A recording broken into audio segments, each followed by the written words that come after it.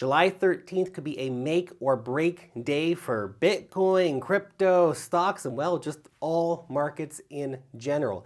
In this video, I'm going to tell you why. I also want to dive into the charts with you, take a look at some of the very important things that are currently happening in the market for Bitcoin and what to keep an eye on in the short term. My name's Lark. I make videos talking about investing. Now, if you do like that topic, then please do consider subscribing to the channel. And of course, good fortune will come to those who smash the like button.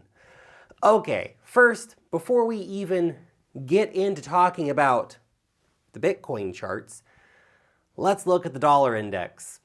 The dollar soared yesterday, hitting its highest level in 20 freaking years. Really tells you the state of the markets, doesn't it? And when the dollar rallies, Bitcoin falls. When the dollar falls, sometimes Bitcoin also rises. It's kind of a weird and complicated relationship. We've all been in those ones before, right? But of course, anyway, a strong dollar is just a symptom of really just the jittery global markets that we're seeing right now. Panic everywhere. Everyone's losing lots of money. Everyone is fleeing for the perceived safety of the dollar right now. Okay, so that's what's going on with the dollar. Now let's talk about Bitcoin. And I want to turn your attention first to the 200-week simple moving average. We have so far closed 3 weekly candles under the 200-week moving average. And I know that you love historical records, and that's a new one. Great. 3 weekly candles under the 200-week simple moving average. We're living in interesting times, I suppose. Anyway, if the 200-day moving average is our bull bear line, then the 200-week moving average is like our bear and like coma line. And we're currently on the coma side of that equation. I miss the 200-day simple moving average. Those are good times. Anyway, that 200-week simple moving average is now our line of resistance we have to conquer to get back over, right? Because every line of support that we lose is a line that we need to then reclaim at some point back in the future. And we are not even close, of course, to the downtrend line either, which is actually what I really want to see reclaimed before I can say, hey, there's any kind of real market reversal happening. Until we start trading above that, it's all just relief rallies until proven otherwise. Meanwhile, basically every indicator under the sun continues to be flashing bottom or near bottom signals for the market.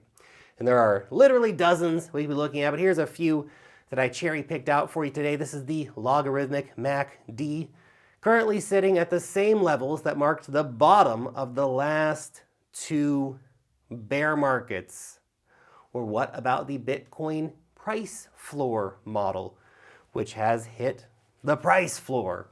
Or we can see on-chain data like this that shows both long and short-term holders are sitting on massive losses currently.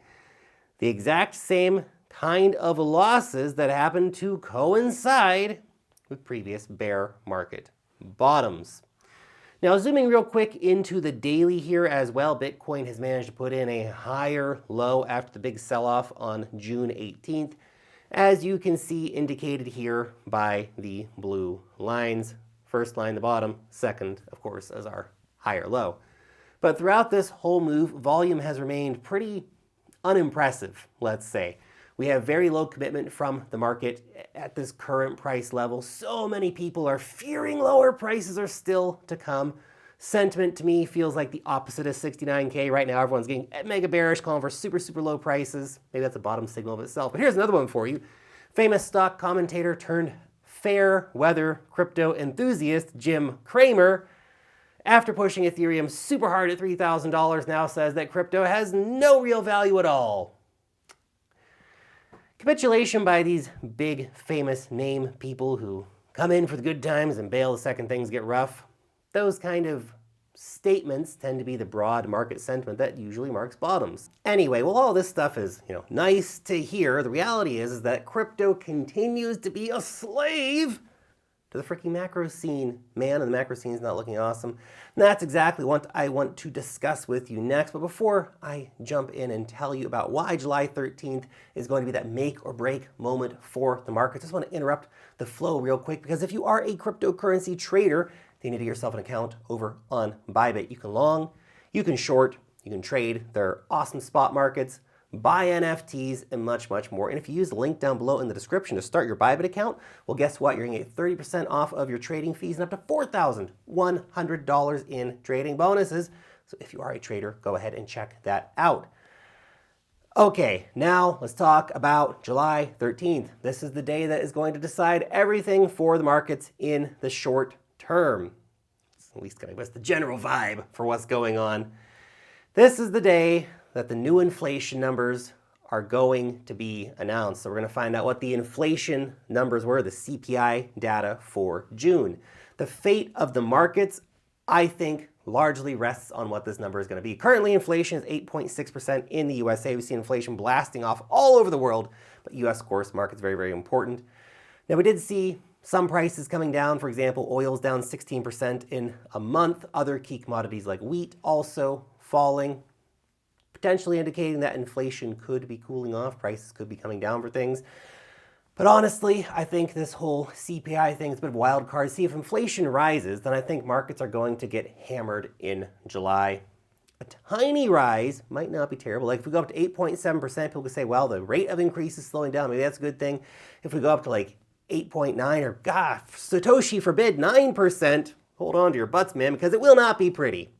But the upside here is that if it drops, then markets, I think, are going to react quite favorably. Everyone will start thinking, well, maybe inflation's peaked again.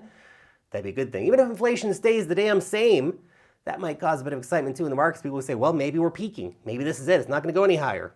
But as I previously said, what I really want to see is 2 straight months of inflation falling before I get too excited that all this stuff is potentially starting to reverse and wind down. I don't think we talk about any kind of market recovery until that happens.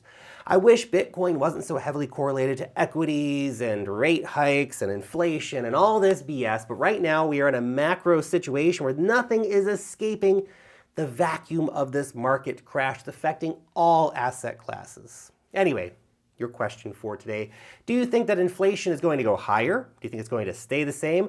Or do you think inflation is finally going to start falling? Let us all know your opinion down below in the comment section. Thanks so much for watching today's video, and peace out till next time.